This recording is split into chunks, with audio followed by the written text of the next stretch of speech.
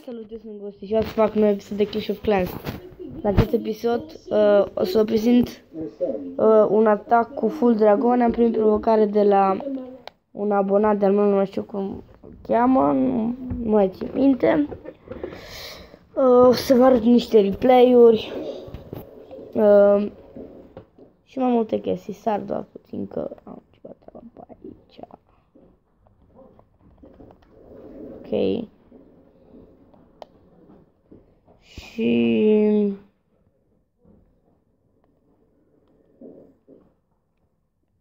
Și o să dăm atât cu ceva, nu ar să zicem nimic. Sper că putem să câștigăm, nu, eu știu ce.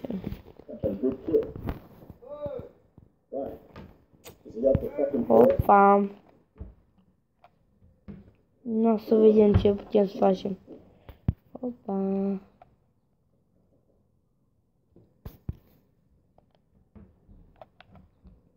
Bun, uite că am găsit amorul.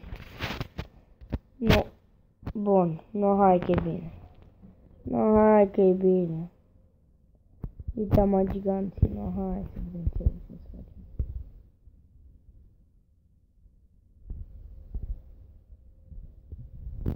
Și dați un respel. Și dați una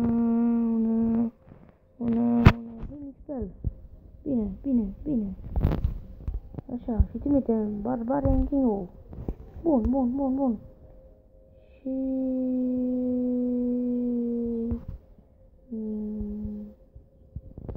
băgăm un healing spell aici. Ok. Să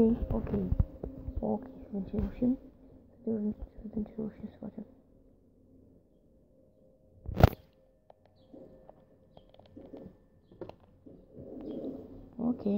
Ok. Eu sunt aici cu un prieten al meu.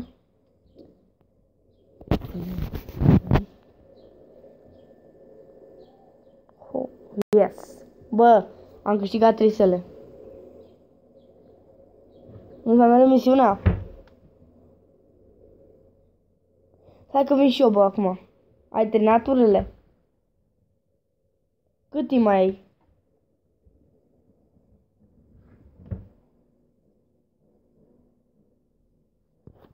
Mamă, nu cred că o să mai am timp. Cât timp ai, mă? Eu vorbesc cu prietenul meu. Noi ne jucăm pe PS4. Chiar acum mi-am zis că filmez. PS4. Și după ce termin filmarea, ce mai mult că mă pot să mă joc cu el. Am luat ceva de la el, dar mai mult pentru voi, mă.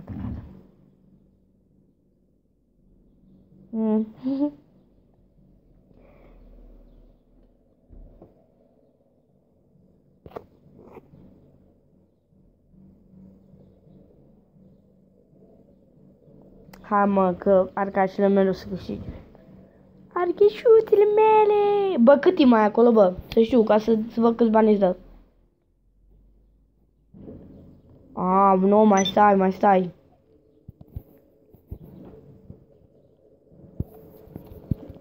Eu ți-am zis misiunea asta, dacă nu ziceam misiunea asta, hai, nici acum n-aflai de ea.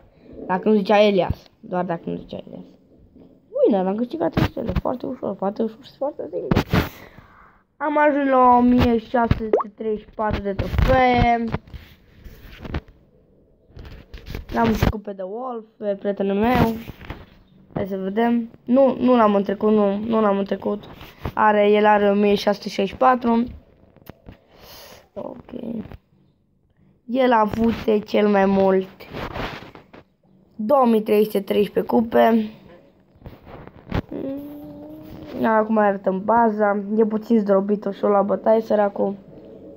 Da.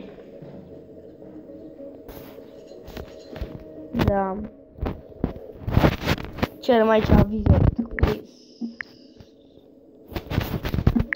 Așa. Și amu o să vă arăt niște replay-uri, uitați aici. Doamnelor and domnilor. De la domnișorul acesta m-am decis să fur puțin dark.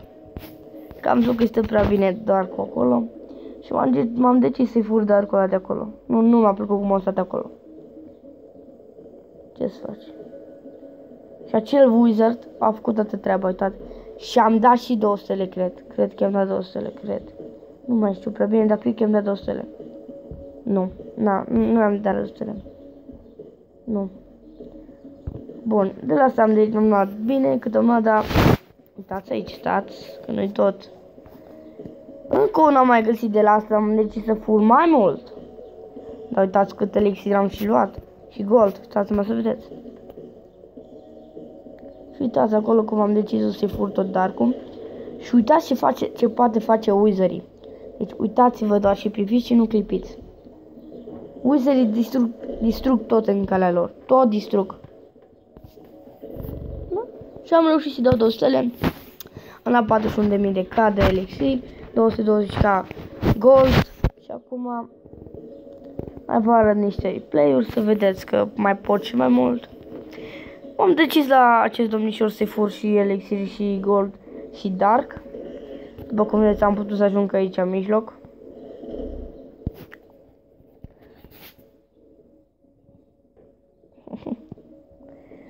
După cum vedeți, am putut să ajung acolo la dark. Cine a fi crezut că eu aș putea să ajung acolo. Și uitați că am dat și 2 stele. Uitați wizardul ăla ce face acolo. Face chestii trestii, că am dat 2 stele. Na, ce să face? Uitați, ați văzut? Așa, treaba asta face un wizard. Poți să mergi, du-te, du-le. Du-te.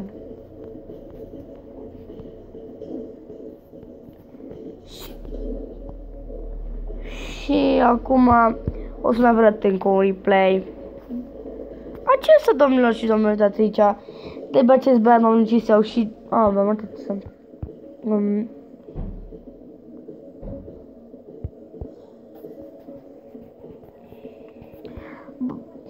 Băiatul acesta s-a gândit să mă atace cu... Nu, vă dați seama, s-a gândit să mă atace băiatul ăsta cu 20 de arcace, 19 giganți, 4 wallbreaker, 14 wizard și un dragon și... Uitați ce fel le-a dat. Cum să dai un fail, cam așa.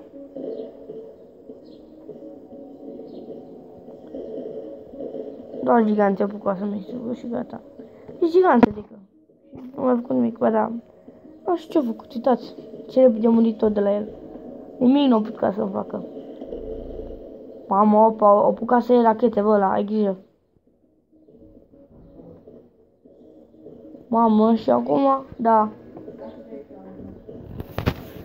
Și cam atât a fost, la revedere.